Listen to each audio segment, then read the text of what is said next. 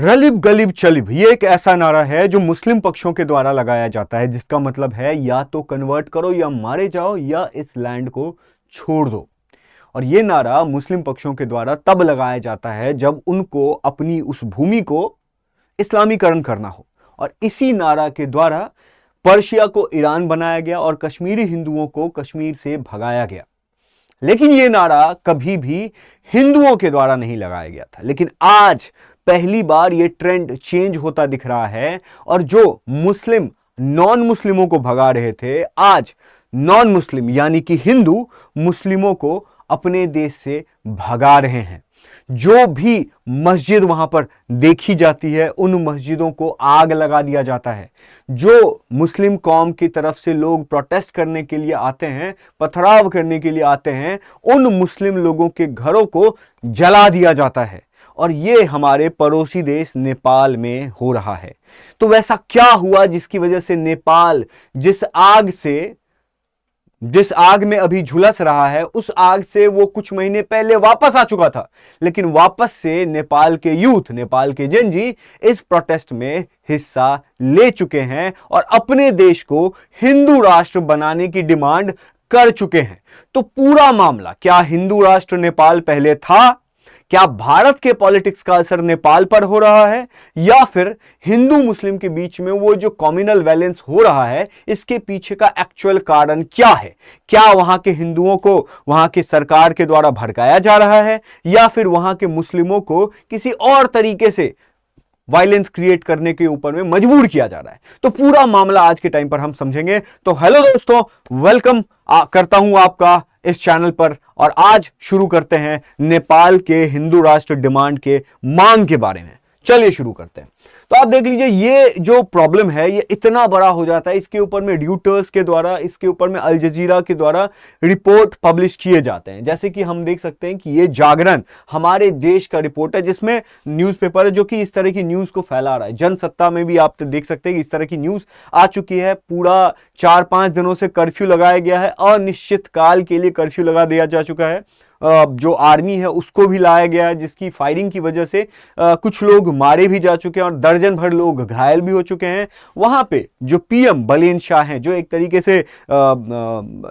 तरीके से रैपर हुआ करते थे, वो जंजी के एक तरीके से जंजी कल्चर को रिफ्लेक्ट करते हुए व्यक्ति माने जाते थे, आज वो इस देश के प्रधानमंत्री हैं। और ये वही व्यक्ति हैं जो कि भारत को चैलेंज करने की उन्होंने कोशिश की, भारत के भूमि को नेपाल के मैप का हिस्सा बताने का कोशिश किया था। ये वही व्यक्ति हैं जिन्होंने भारत और नेपाल के बॉर्डर्स पर जो भी वस्तुओं का आवागमन होता था उसको रोकने का प्रयास ये कर चुके हैं। ये वही व्यक्ति हैं जो भारत और नेपाल के रिश्तों को बिगाड़ने की भी कई तरीके से कोशिश कर चुके हैं। लेकिन इन्होंने अपने पॉलिसीज में रिसेंटली सुधार लाया है। मैं ये बात सब क्यों कर रहा हूं, ये इस टॉपिक से कैसे कनेक्टेड है हम देखेंगे। सबसे पहले मैं आपको बताना चाहता हूं, नेपाल ये एक ऐसा भूमि है जो आप इंडिया के ऊपर देखेंगे आपको मिल जाएगा। और ये ज्योग्राफिकली इतना इंटरेस्टिंग प्लेस है, इतना ब्यूटीफुल प्लेस है कि अगर आपको घूमना हो और आप स्विट्जरलैंड ना जा पाए या स्विट्जरलैंड भी जाने का मन करे तो आप सबसे पहले नेपाल घूम के आइए, उसके बाद आप स्विट्जरलैंड जाने को भूल जाएंगे। और इस नेपाल में जहां पर लोग पहाड़ों पर रहते हैं, दो हिस्सा है, एक पहाड़ पे रहने वाले लोग हैं और एक नीचे वाली मधेशी रीजन है। मधेशी रीजन का जो कनेक्शन है वो भारत के मेनलैंड यूपी बिहार जैसे जगहों से है। और भारत और नेपाल का रिश्ता रोटी बेटी का भी कहा जाता है, क्योंकि ये जो मधेशी पीपल हैं इनका सच में रिश्ता जो है वो भारत के लोगों के साथ है। अब इसी नेपाल जो कि ठंडे जगहों पर रहते हैं तो उनका दिमाग भी ठंडा होना चाहिए, लेकिन उनका दिमाग गर्म क्यों हो रहा है? क्यों इस तरह के प्रोटेस्ट किए जा रहे हैं? क्यों बार बार नेपाल अपनी मांगों को लेकर सड़कों पर आ रहा है? और क्यों आगजनी का माहौल है? और क्यों कम्युनल वायलेंस इतना ज्यादा बढ़ चुका है कि मिलिट्री को रोड पर आना पड़ा? यह बहुत बड़ा सवाल है। तो सबसे पहले जो नेपाल का एज का अगर हम ब्रेकडाउन देखें तो आप देख सकते हैं ये 2021 का डेटा है।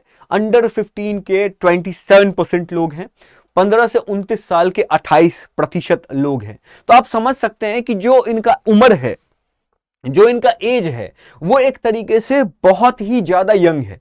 भारत की पॉपुलेशन भी इतनी यंग नहीं है जितना नेपाल की पॉपुलेशन है।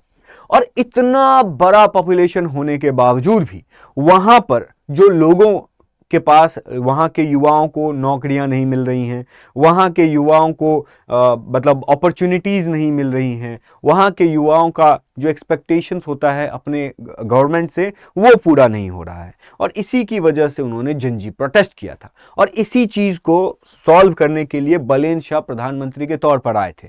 लेकिन बलेन शाह जब उनको लगा कि हम तो रैपर करते हुए यहां पे आए थे और हम तो कोई सुधार नहीं लेके आ पाएंगे, तो उन्होंने वही काम किया जो वहां के नेता हमेशा से करते आ रहे थे कि बस मतलब जो पूरा सिचुएशन है उसको डिविएट करने का कोशिश किया, भारत को, वहां के लोगों को दुश्मन की तरह मतलब प्रेजेंट करने की कोशिश की कि भारत तुम्हारा दुश्मन है।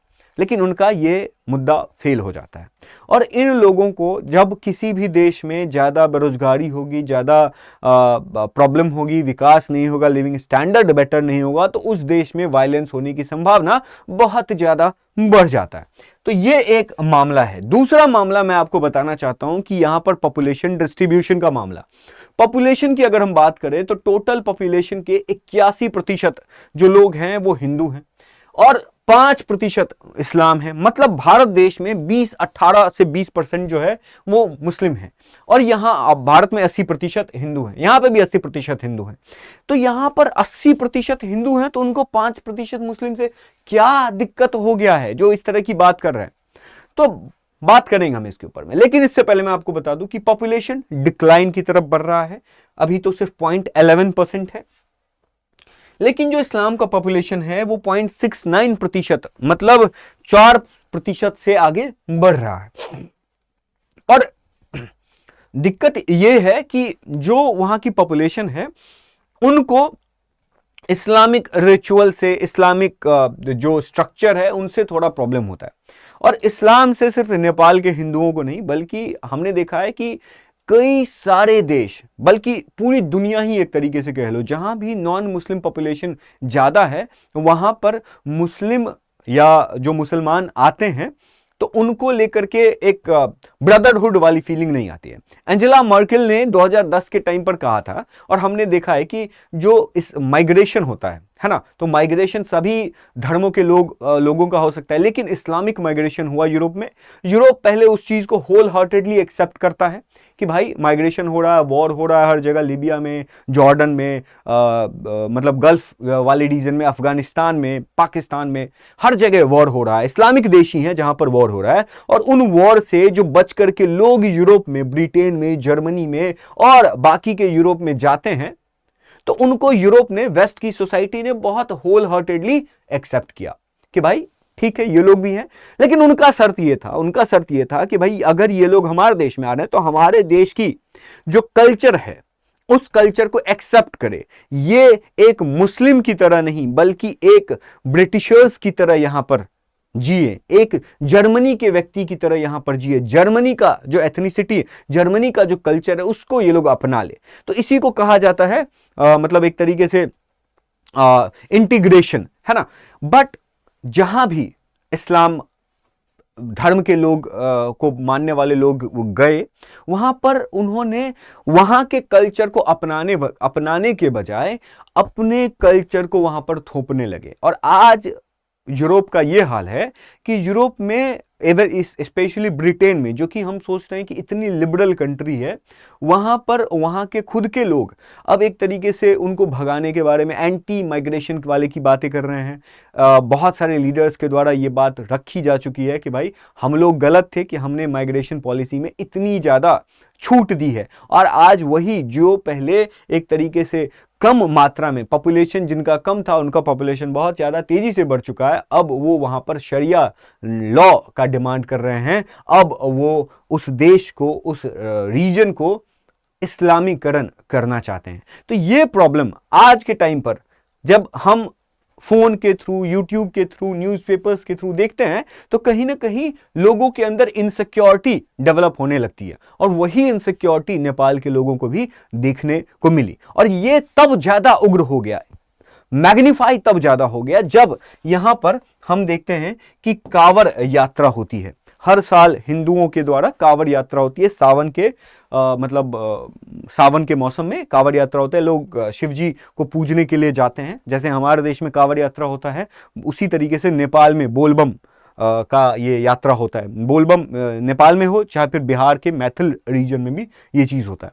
तो जब इस तरह से कांवड़ यात्रा हो रहा था, लोग बड़े खुशी से, क्योंकि अब सोचो 80% से ज्यादा लोग हिंदू हैं, बड़े खुशी से भगवान का नाम जपते हुए, डीजे वगैरह बजाते हुए लोग कांवड़ यात्रा की ओर बढ़ रहे थे। लेकिन यहां पर कुछ मुस्लिम पक्षों के द्वारा इनके ऊपर में जो है वो इनको रोकने की कोशिश की गई, इनके डीजे को, गाने को बंद करने की कोशिश की गई, जो कि अक्सर वो जनरली यूरोप में जनरली करते रहते हैं, ये भारत में भी करते रहते हैं।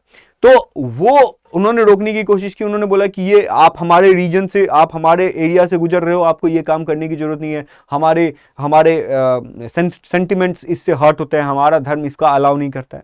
तो इन लोगों ने बोला कि भाई तुम लोग हमारे यहां रह रहे हो, this region belong to Hindu, you guys are here, आप लोग यहां पर आ रहे हो, 5% आपका पॉपुलेशन है, और आप लोग हमें डिक्टेट करोगे कि हमें किस तरीके से रहना है, किस तरीके से नहीं रहना है।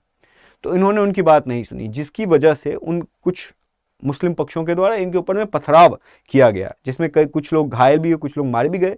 एंड देन ये सिचुएशन एस्केलेट हो जाता है। उन लोग जो जहां जिस बिल्डिंग से पत्थर मारे जा रहे थे, वो कई लोगों के द्वारा बोला जा रहा है कि वो मस्जिद था। तो उन मस्जिदों के को पूरा जो मस्जिद का जो टेम्पल होता है, हरा झंडा, उस हरा झंडा को हटा दिया जाता है, भगवा झंडा लहरा दिया जाता है। उन मस्जिदों को एक तरीके से आग लगा दिया जाता है। उन मस्जिदों का बचाव करने के लिए जो मुस्लिम आते हैं, उन मुसलमानों के घरों को भी आग लगा दिया जाता है।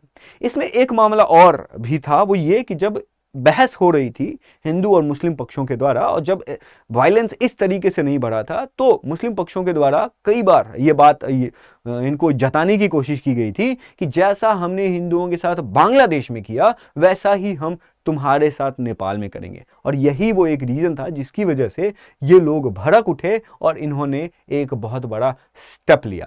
बाकी आपको क्या लगता है कि अगर इस तरह की चीजें नेपाल में हो रही हैं, और नेपाल जो सेक्युलर रहने की बात कर रहा था, क्योंकि ये जो सेक्युलरिज्म है ना, ये जो कीड़ा है, ये एक तरीके का कीड़ा है, मुझे ऐसा लगता है।